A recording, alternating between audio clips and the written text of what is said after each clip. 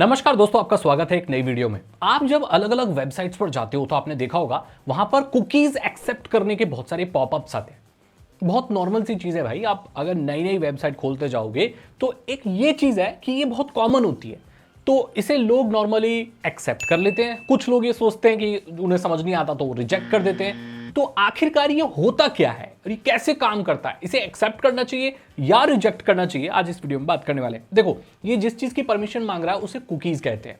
Cookies basically एक file होती है जो आपके कंप्यूटर में लोकली स्टोर करता है आपका ब्राउजर। आप जिस भी वेबसाइट पर जाते हो उसमें बहुत सारी वेबसाइट ऐसी होती हैं जो कुकीज को आपके कंप्यूटर में लोकली स्टोर करती है, और मोबाइल के केस में आपके मोबाइल में लोकली एक फाइल, टेक्स्ट फाइल जैसी होती है। उसमें क्या होता है, अब कुकीज ना बहुत सारी इंफॉर्मेशन का एक कलेक्शन हो सकता है और इसमें बहुत सारी जानकारी होती है और अलग अलग टाइप की कुकीज होती है।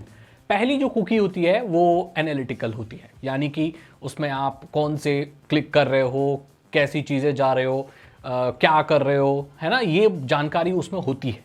वो एनालिटिक्स के लिए होती है, कितनी देर रुक रहे हो, कौन सी चीज क्लिक कर रहे हो, कौन सी चीज स्क्रॉल करके, कौन से, इसे पूरी जानकारी होती है, एनालिटिकल डेटा होता है।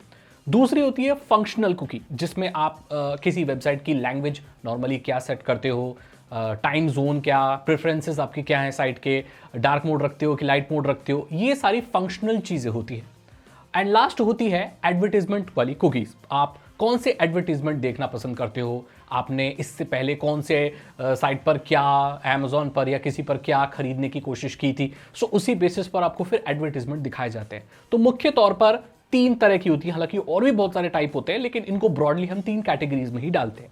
लेकिन पता है, जब भी आप किसी वेबसाइट पर जाते हो तो वो तो एक्सेप्ट ऑल करता है या कैंसिल करता है। सेलेक्टेड कुकीज के बारे में ऑप्शन बहुत कम ही आते हैं। सो अगर आप एक्सेप्ट कर रहे हो तो सारी ही हो रही है, इसमें आपका एनालिटिकल भी जा रहा है, आप क्या क्लिक कर रहे हो क्या नहीं कर रहे हो, वो सारी चीज जा रही है। आपका फंक्शनल कुकीज भी जा रही है भाई, कि आप कौन सी लैंग्वेज सेट करते हो वेबसाइट पर, कौन सी उस पर आपकी सेटिंग है वो, ताकि बाद में याद रखें। और एडवर्ट सारी जा रही है, तीनों जा रही है। तो ये प्रॉब्लम है। अब देखो यहां पर ना कई वेबसाइट्स ने, यूरोपियन यूनियन ने मिलके और डेटा प्रोटेक्शन को लेकर बहुत सारे इसमें केस वेस बहुत हुए थे, इसलिए अब वहां पर कुछ वेबसाइट्स जो अच्छी वेबसाइट है वो सेलेक्ट करने का ऑप्शन रखती है कि भाई आप कुकीज में क्या शेयर करना चाहते हैं, कैसे शेयर करना चाहते हैं। सो यहां पर आप देख रहे हो कि जब भी अमेजोन पे जब कुछ खरीदने जाते हो तो आप नहीं खरीदते हो तो बाकी किसी भी वेबसाइट पर जाओ तो वहां पर उसी चीज की एड्स वगैरह आती है। सो ये एडवर्टीजमेंट की कुकीज काम करती है।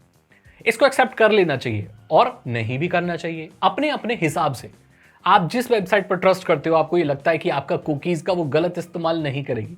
अब यहां पर गलत इस्तेमाल से मेरा मतलब ये नहीं है कि आपके पासवर्ड वगैरह चुरा लेगी, ऐसा कुछ नहीं होगा। बट ये आपके ब्राउजिंग बिहेवियर को एनालाइज कर सकती है और उसके बेसिस पर आपको ऐसे एड्स दिखा सकती है कि आप भाई खरीदो ही खरीदो।